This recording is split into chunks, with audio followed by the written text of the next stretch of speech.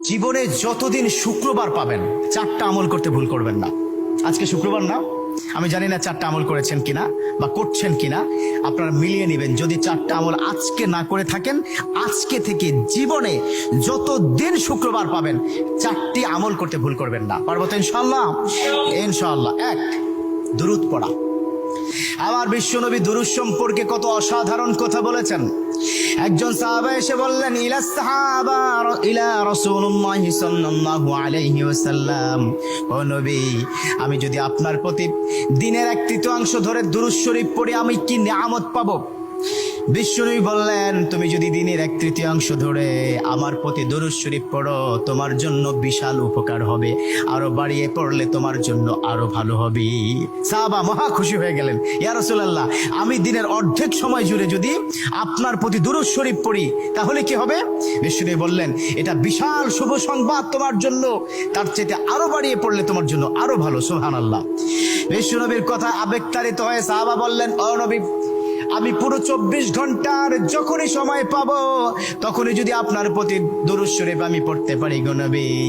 আমার নবী মুচকি এসে বললেন, তাই যদি হয়, ওয়া কানা মাই ফিল জান্নাহ, ও আমার সাহাবা, তুমি যদি 24 ঘন্টা ধরে যখন সুযোগ পাও তখনই দুরূদ শরীফ পড়ো, তুমি আমার সাথে আল্লাহর জান্নাতে যাবে। সুবহানাল্লাহ। এর মানে দুরূদের কি পাওয়ার! দুরূদ এত অসাধারণ। কেউ যদি মান করা দুরুদান, যে ব্যক্তি দুরূদ পড়বে আল্লাহ পাক তার মর্তবা, তার মর্যাদা 10 গুণ বৃদ্ধি করে দিবে। সুবহানাল্লাহ পড়েন। যে ব্যক্তি দুরূদ শরীফ পড়বে আল্লাহ পাক তার আমলনামা থেকে 10টি বদ আমল কেটে দিবে। সুবহানাল্লাহ পড়েন।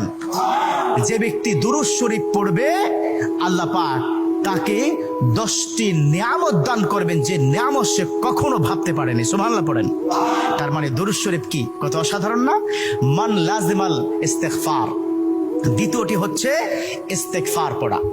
জুমার দিনে অবশ্যই ইস্তেগফার পড়বেন। ইস্তেগফার কত অসাধারণ কথা। মান লাজিমাল ইস্তেগফার, যে ইস্তেগফারটাকে লাজিম করে নেয়, অর্থাৎ কথায় কথায় সময় পেলে আস্তাগফিরুল্লাহ আস্তাগফিরুল্লাহ আস্তাগফিরুল্লাহাল্লাযী লা ইলাহা ইল্লা হুয়াল হাইয়ুল কাইয়্যুম ওয়া আতুবু ইলাইহি। কোথাও ভুলে হয়তো একটু ফেসবুকে কোন একটা নারীর ছবি চলে আসলো, আস্তাগফিরুল্লাহ স্কিপ করে দিল। এরকম ইস্তেগফার যে ব্যক্তি লাজিম করে নিল, কথায় কথায় সুযোগ পেলে যে ইস্তেগফার পড়ে, আল্লাহ পাক তার পিছনের গুনাহগুলো ক্ষমা করে দেয়। সুবহানাল্লাহ। তৃতীয় নম্বর কাজ দেব, জুমার দিনে ভুল করবেন না, সেটা হলো ফজরের নামাজটা আদায় করতে ভুল করবেন না। এখন যদি আমি জিজ্ঞাসা করি, মাশাআল্লাহ, এখানে যতজন আছেন আজকে ফজরের নামাজ পড়ছেন কিনা, মনে হয় না আমি খুব বেশি পাবো যে ফজরের নামাজ পড়েছেন।